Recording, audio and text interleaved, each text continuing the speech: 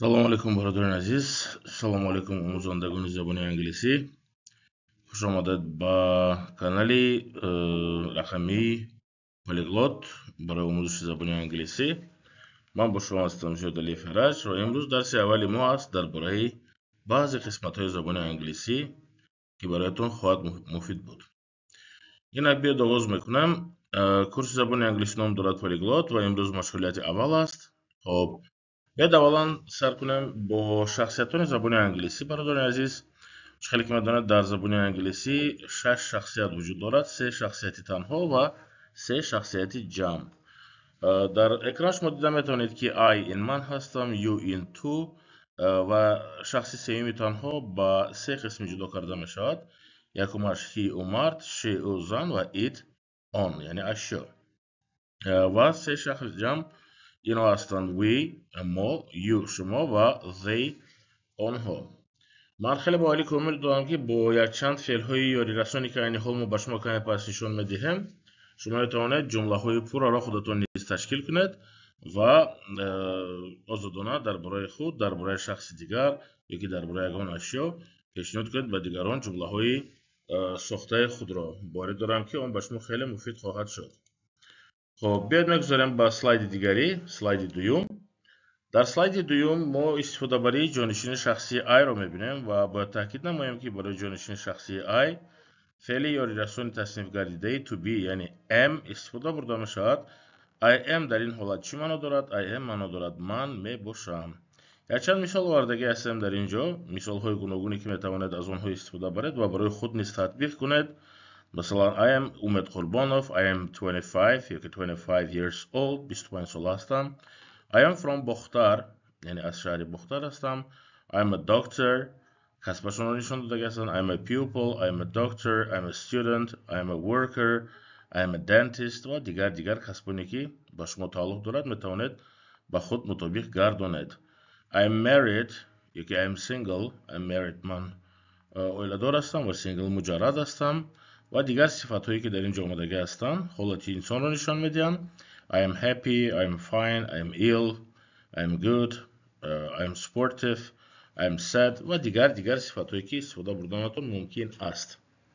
امیدوارم که با توسط I am شما میتونید بگویید که خیلی جمله های خوب رو درباره خود سازید و در بین اضافه کنید. مثلا از روی دانش داشته خود یگان معلومات دیگر. مثلا I am Umed Qurbanov and I live in Obodian. I live in Dushanbe. I live in New York. I am 25 years old. I am still young. من تا حال جوان هستم. اگر که معلوماتی اضافه داشته باشد یا که کمی اگر گویم که تحکرسی زبان انگلیسی داشته باشد میتوانید باز شیرین‌تر گردانید کم بیش انا همون معلوماتی که درباره خود پیشنهاد میکنید با دیگران. بیاید گذاریم با سلاید دیگری. بس در سلاید دیگری ما استفاده برای شخص جانشین شخصی you را دیده میبرایم. you میگیرد فعل یا رسانی are، you are تو میباشی.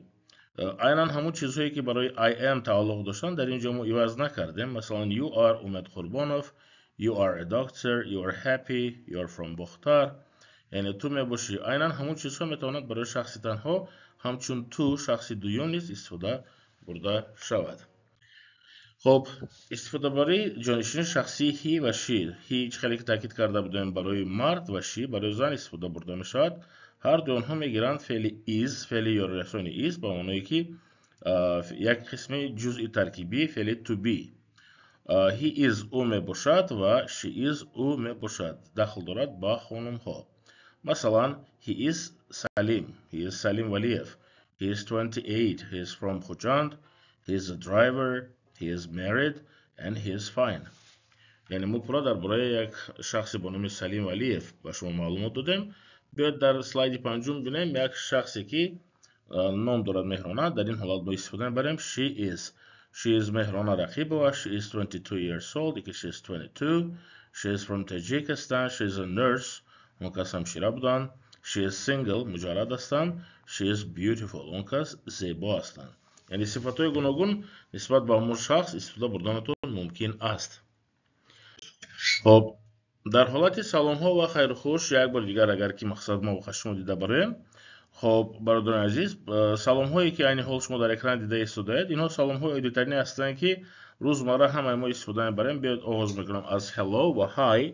hello عادتا این سلام میگویم همگان و hi برای شخصانی که با شما یا همسن سال هستند یا که گیم که نزدیکتر هستند استفاده بردنتون ممکن است. هر دوشون هم معنا دارن، همچون سلام. good morning جوابش هم good morning میشود با معنی که صبح بخیر. good afternoon روز بخیر، در وقتی نصف روزی بسیارتر استفاده برده میشود. good evening شام بخیر. good night شب بخیر و در تمام روز با جای آن همون good morning good afternoon و یا good evening میتوانید استفاده برده good day یعنی روز بخیر. اینچنین خیر و خوشا با مانند good bye یا که bye bye استفاده بردنتون نیز ممکن است.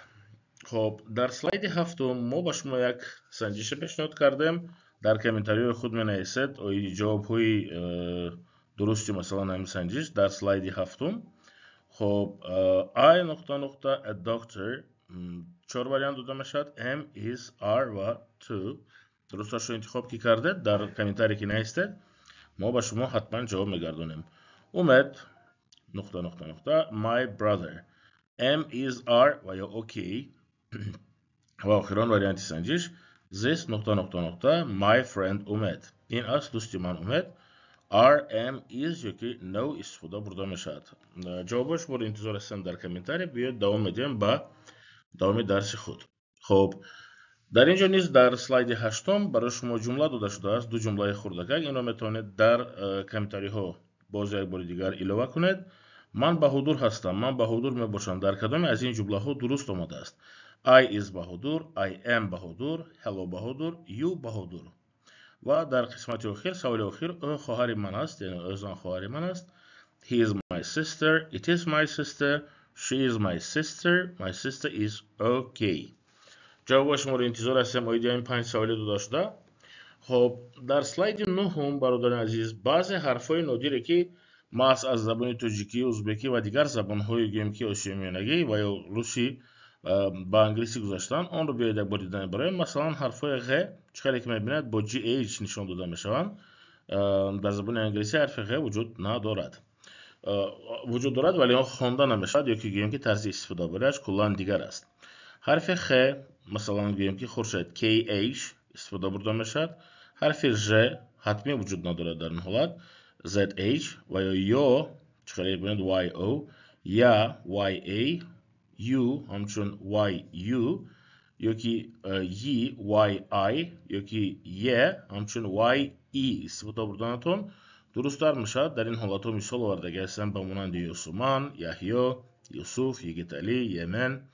و دو حرفی که با ما خیلی شناس هستن و اکثریت با اونها شناس هستن میدونید. حرف ش با معنای SH و حرف چ با معنای CH. شاهنوزه و چمنگل با اونها نیست همچون مثال آورده شدند. خب لطف کرده اگر التماس میکردیم که در قسم آخران همچون نامهای زیرینی که ما برای شما دادیم عبدغنی، خرم، یار محمد، یونس، جسمینه، یادگار، یاسمینه و مؤمن را در کامنتاری خود همچون جواب نویسید خیلی شاد میگردیم. رحمت برای همتون. انتظار هستم در کانال ما تبلیغ کنید به دیگران نیز رسانید که آنها هم زبان انگلیسی را برای آموختن کمی شانس پیدا نمایند. سلامت باشید برای کارتان.